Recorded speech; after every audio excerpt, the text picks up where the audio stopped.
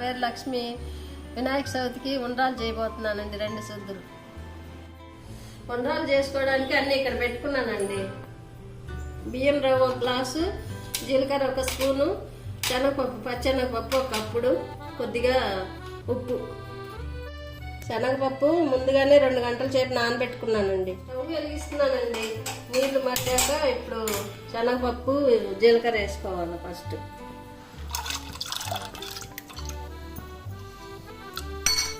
జీలకర్ర కూడా ఇప్పుడే బాగా మరిగాక రవ్వ వేయాలండి. అప్పుడు దాకా నీళ్లు మరగాలి. నీళ్లు బాగా మరిగాయండి. రవ్వ ఇది బియ్యం రవ్వ వేస్తున్నాను. బాగా ఉండగట్టకుండా బాగా కలుపుకోవాలి.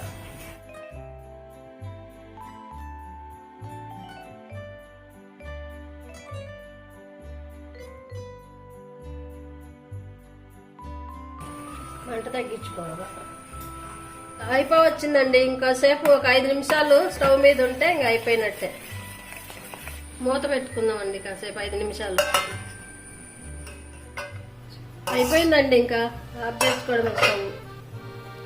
బాగా వేడిగా ఉందండి. ఏడు చల్లారాక ఉండలు చేయాలండి.